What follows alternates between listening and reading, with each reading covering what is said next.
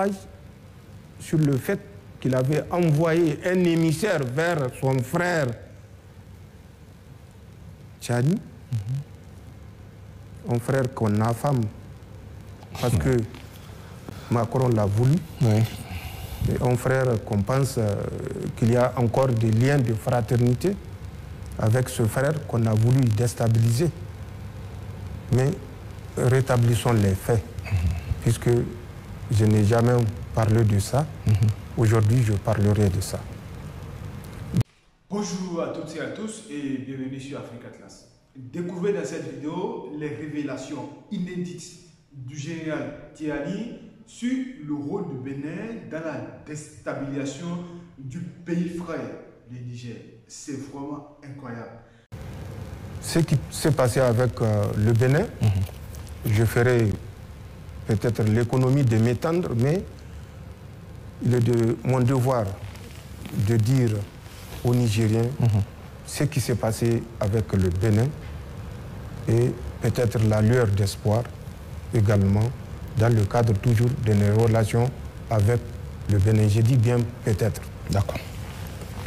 Le 30 juillet, quand la CEDEAO avait décidé de mettre le Niger sous embargo, le président Talon, c'est à partir d'Abuja qu'il avait appelé pour dire d'interrompre tout chargement, tout franchissement des moyens nigériens.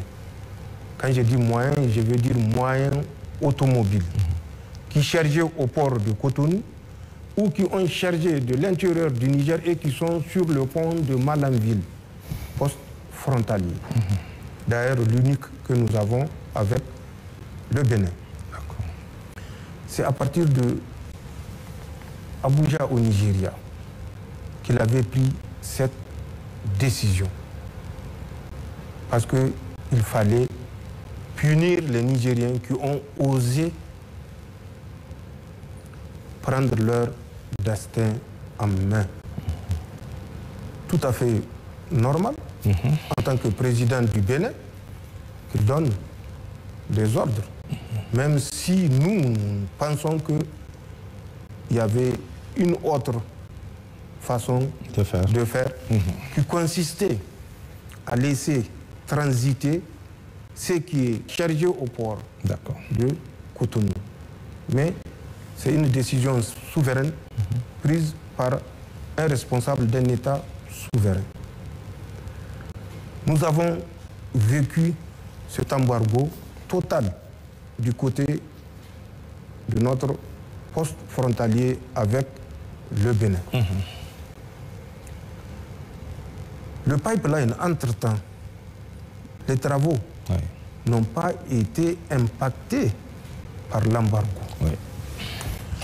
Jusqu'à la fin de l'exécution des travaux du pipeline, aucune contrainte parce que le président Talon s'était déplacé en Chine pour donner cette garantie aux autorités chinoises qu'il ne fera entrave en aucune manière et il va respecter les accords entre la République du Niger et la République du Bénin, qui disait qu'en aucun cas les travaux du pipeline ou l'exploitation du pipeline ne peut être entravée par l'une ou l'autre des parties. Les travaux se sont poursuivis donc malgré l'embargo. Le premier bateau a été chargé. Le deuxième bateau était arrivé. Le président Talon s'est rappelé tout d'un coup que le Niger, entre-temps, la CEDEAO ayant levé l'embargo, le Niger a refusé d'ouvrir sa frontière. La frontière, oui. Quand ils ont fermé la frontière, nous avons acté. Nous ne sommes pas intervenus pour dire que le président Talon a mal agi. Quand il va de notre sécurité, sachant ce que nous savions et que nous savons toujours, de ce qui s'est tramé au Bénin, à travers justement les agents de la DGSE française au Bénin, quand les gens parlent de base, il n'y a pas de base. Mais une action de déstabilisation subversive ne se mène pas avec des troupes conventionnelles. Sinon, ça ne serait pas une action subversive. La subversion, les gars n'ont qu'à consulter le dictionnaire. Que veut dire, en termes littéraires, la subversion? Sans parler du domaine des spécialistes. Que veut dire la subversion? Donc, le fait de dire qu'il n'y a pas de base, c'est des camps avancés pour lutter contre le terrorisme. Mais nous savons ce que nous savons. Nous savons ce qui s'est passé au Bénin. Au Bénin, automatiquement, je vous ai dit, après la décision de la CEDEAO, le président Talon a pris la mesure et la responsabilité sur lui d'appliquer à la lettre les mesures de la CEDEAO. C'est un État souverain, je l'ai dit. Il est libre de faire ce qu'il veut. Mais qu'on nous laisse également cette liberté de protéger notre pays. Nous savons déjà le 25 du mois d'août 2023, la France avait loué 3 hélicoptères Super Puma auprès d'une société qui s'appelle Elenka, d'une nationalité que je tairai. Ces Super Puma étaient déjà sur le tarmac de Kandi. Le 26, déjà, ils étaient à Kandi. C'est ça. Pour donner la correction au Niger qui a osé dire trop, c'est trop. En plus de cela, des éléments de subversion, comme ils l'ont prédit, étaient positionnés à l'aéroport international de Tours. C'est même un aéroport international que les Français ont réhabilité expressément. Oui, toujours au Bénin? Au Bénin, à Trou. D'accord. Trou est à 7 km à l'ouest de Parakou. L'aéroport international de Trou est à 6,8 km à l'ouest de Trou. D'accord. Cet aéroport a été réactivé, rénové. Les Français avaient débarqué des agents avec du matériel à travers des vols cargo qui ont atterri. Le premier vol à 2 h du matin, le deuxième à 3 h du matin, pour débarquer du matériel. Parce qu'il fallait le gré, les comptes au Niger. Nous savons que des agents des renseignements en tenue civile étaient à l'hôtel GB de Kandi le 25, le 26 du mois de septembre 2023. Ils étaient en tenue civile en reconnaissance. Il fallait reconnaître l'aérodrome de Porga, qui fait 2 km 100, à la lisière de la frontière, toujours dans le parc W, à la lisière de la frontière Bénin-Burkina Faso, 2 km à l'intérieur du W côté Bénin, 2 km donc de la frontière burkinabé. Cet aéroport de Porga est entre les mains des Français. D'accord. Officiellement chargé de préserver le parc. Mais vous vous rappelez de cet officier des eaux et forêts du Bénin qui avait élevé la voix contre les agissements qui s'est passé dans ce parc à travers la réalisation de cette piste. Et vous savez le sort qui lui a été réservé. Donc nous savons, c'est une évidence que cet aéroport, dont nous avons les coordonnées, que je pouvais dire exactement Ensuite, ces mêmes agents de renseignement français étaient dans un village qu'on appelle Alpha Kouara, où il y a une piste, mais de moindre ampleur également.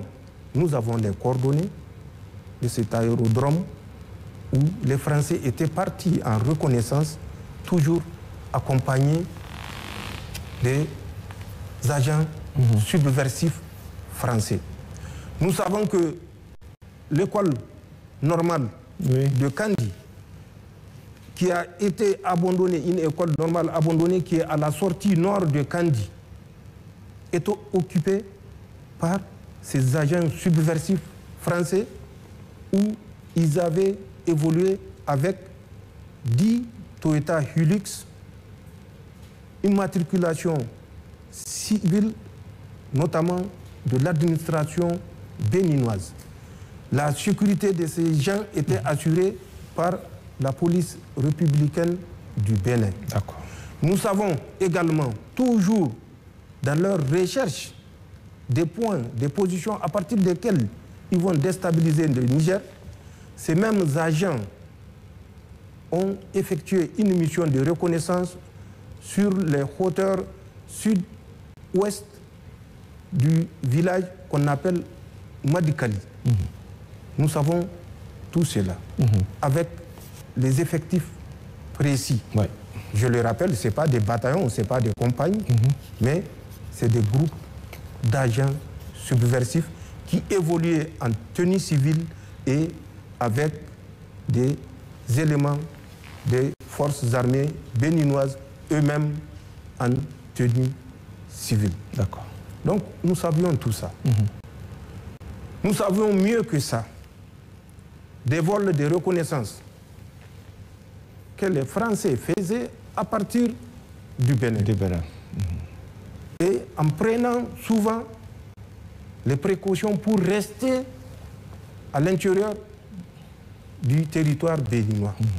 Mais comme ils ont une grande capacité de zoom, ils pouvaient effectivement prendre des images, découvrir des points de passage, découvrir des points de vulnérabilité, découvrir nos positions. Mais étant à l'intérieur du Bénin, nous ne pouvons pas agir sur ces éléments, ni agir contre ces éléments. Donc nous savions tout ça. Nous l'avons dit, le Bénin n'a pas semblé nous écouter.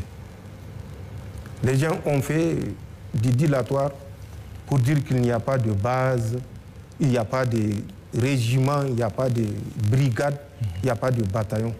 Nous n'avons jamais dit qu'il y a des bataillons.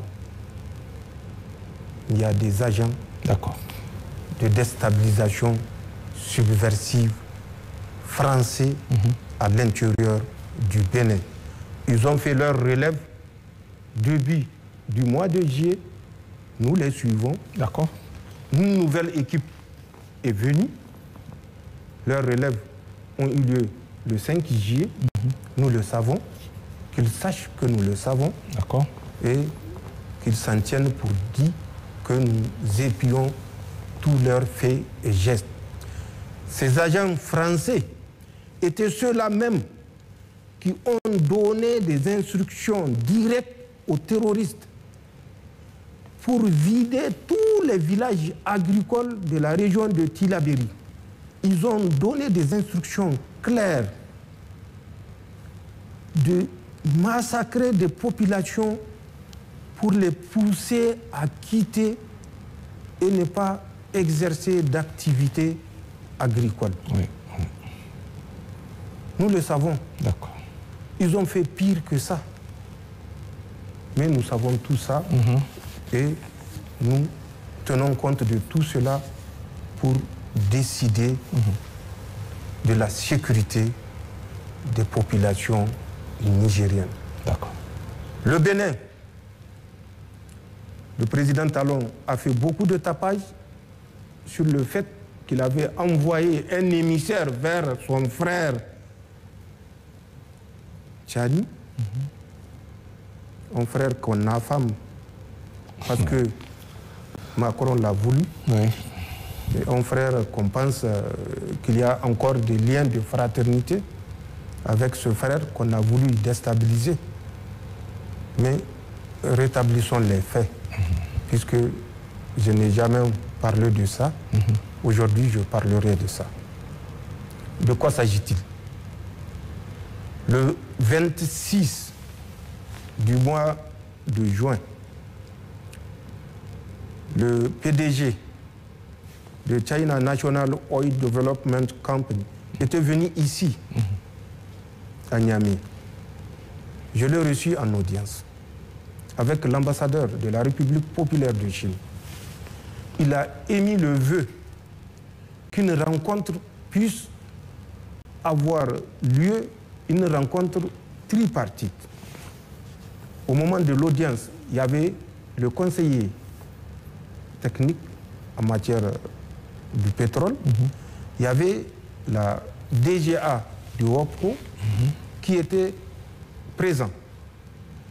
Je les avais instruits de prendre contact avec le ministre du pétrole pour trouver une date avant le 31, date à laquelle cette rencontre tripartite entre le Bénin, le Niger et WAPCO pouvait avoir lieu.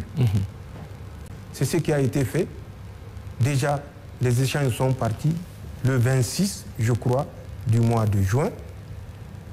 Le ministre de l'eau et de l'énergie du Bénin était venu dans le cadre de cette rencontre tripartite.